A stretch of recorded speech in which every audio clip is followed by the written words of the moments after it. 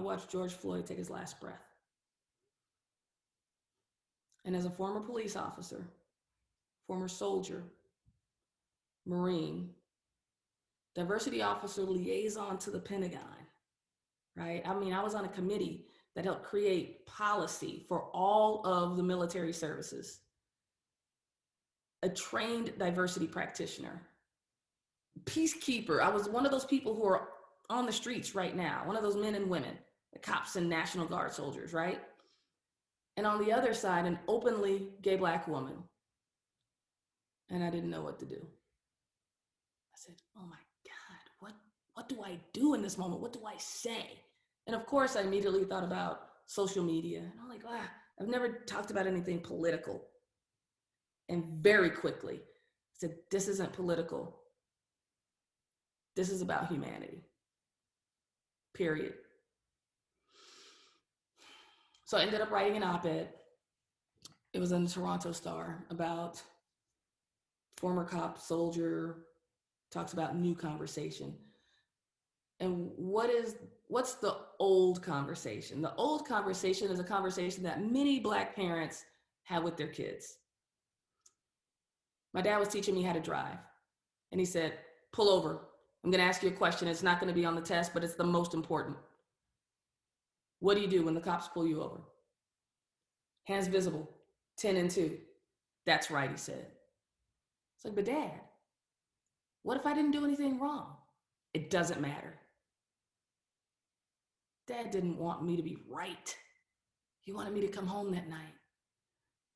I remember it was Christmas time. It was snowing, sleeting outside. It was wet, dreary, cold. Had on these huge coats. We go into Radio Shack, and I know I'm totally dating myself, right? Went into Radio Shack, and the associate said, hey, I'm gonna need you to take your coats off. And I started to take my coat off, and my sister's like, no, don't take your coat off. He said, ma'am, it's store policy. I'm gonna need you to take your coats off. She was like, well, no one else has their coats off. Why are you only asking us? And he said, ma'am, if you don't take your coats off, I'm gonna have to ask you to leave the store.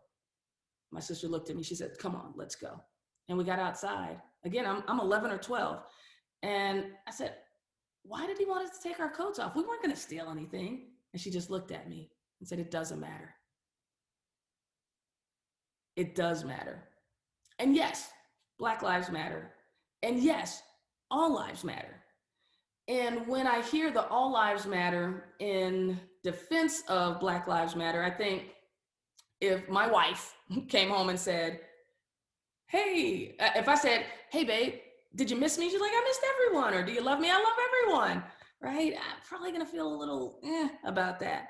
Or when I'm at a breast cancer march, right? And are there people marching? What about colon cancer? What about lung cancer? No, we're there for a common cause. And unfortunately, this movement has been politicized, but at the end of the day, and this is what leadership is really all about, at the end of the day, how do we want to treat our people? How do we want to be treated? How, when our folks walk in the door to come to work, whether they're walking into a physical building or they're walking into their home office and their kids are homeschooling at the kitchen table and we're all just trying to figure out this work-life balance, work-life integration, work-life harmony. We're just trying to figure life out. How do, at the end of the day, how do we want people to feel? When we think about diversity, inclusion, belonging, I'll be honest, I never wanted to be one of the guys, but I absolutely wanted to be part of the team. Do I think that is solely an HR function? Absolutely not. It's everybody's fun. Whoever is on our team, it's our responsibility, from the first man or woman who just onboarded all the way up to our senior executives, our leadership, our CEO, our board, and our chairman of the board. We are all responsible for that inclusive environment. Because at the end of the day, we're shifting things, we're moving the needle, we're changing lives.